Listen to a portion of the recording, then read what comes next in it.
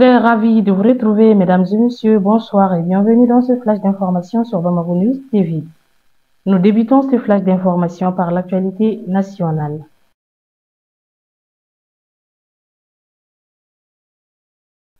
Le ministère des Affaires étrangères et de la coopération internationale a suivi avec surprise la publication du département de l'efficacité gouvernementale des États-Unis d'Amérique le 15 février 2025 sur les réseaux sociaux, citant le Mali parmi les pays dont les subventions américaines ont été annulées.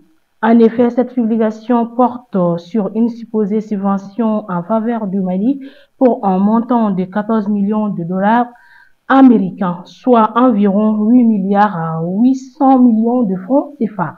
En appui à la cohésion sociale, le ministère informe l'opinion qu'il a saisi officiellement les autorités américaines au sujet de ces faits récents. Il conviendrait de rappeler que le Mali, dans sa quête de souveraineté, n'a cessé de dénoncer, bien avant la mise en place de la nouvelle administration américaine, le danger de l'utilisation détournée de l'aide publique au développement comme instrument de déstabilisation et de subversion de nos pays par le financement des réseaux terroristes et comme moyen de violation de la souveraineté de nos États.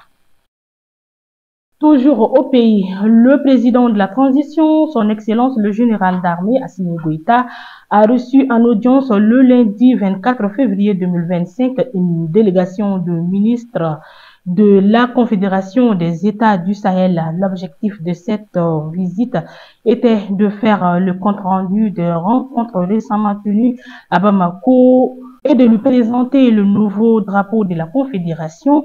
À leur sortie d'audience, le porte-parole de la délégation, le général de brigade Célestin Semporé, ministre de la Défense des anciens combattants de la République du Burkina Faso, a rendu un hommage vibrant aux forces de défense et de sécurité des pays de l'AES qui se battent jour et nuit pour le retour de la paix, la sécurité, l'indépendance et la souveraineté réelle de nos trois États. Il a précisé que cette visite faisait suite à la rencontre des délégations ministérielles et des experts tenus à Bamako la semaine dernière. Hier, lundi 24 février 2025, le Premier ministre Rim Talba Jean-Emmanuel Ouedraogo a accordé une audience au ministre en charge de la culture du Mali, du Sénégal, du Togo et du secrétaire général du ministre chargé de la culture du Niger.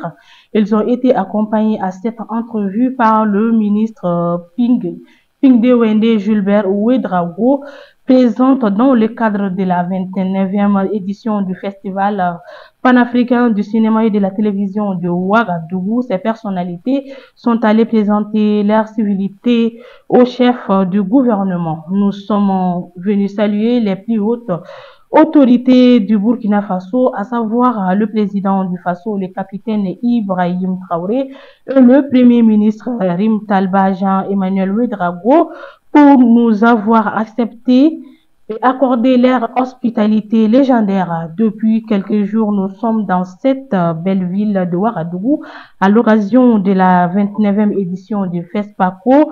Nous remercions l'ensemble du gouvernement et le peuple burkinabé pour toute commodité offerte à toutes les délégations, a expliqué le ministre malien de l'artisanat, de la culture et de l'industrie hôtelière Mahmoud Afé à l'issue de l'audience. Le ministre de la Sécurité et de la Promotion civile du Mali, général Daoud Ali Mohamedine, a reçu l'ambassadeur de Turquie au Mali le lundi 24 février 2025. Lors de cette rencontre, l'ambassadeur a remis une invitation officielle du ministre turc des Affaires intérieures, Ali Yerlikay, pour une visite en Turquie en mars. Les discussions ont porté sur la coopération entre le Mali et la Turquie, notamment dans les domaines de la défense et de la sécurité. Les deux parties ont évoqué la nécessité d'une collaboration renforcée face aux défis sécuritaires. Le sort d'Adama Diarra alias Ben le cerveau semble scellé pour le moment. Sa mise en liberté reste incertaine car sa demande de liberté provisoire a été rejetée le lundi 24 février 2025 après son audition par un juge la semaine dernière.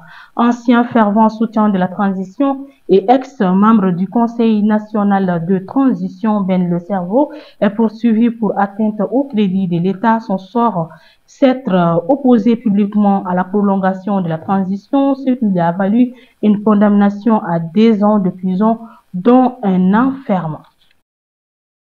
À présent, l'actualité internationale.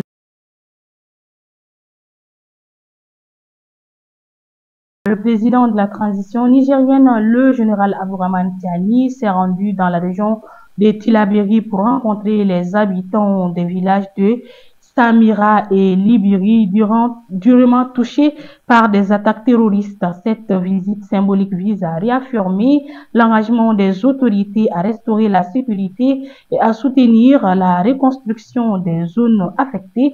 Depuis son accession au pouvoir en juillet 2023, c'est la première fois que le général Tiani effectue une visite dans l'intérieur du pays, accompagné de hauts responsables militaires.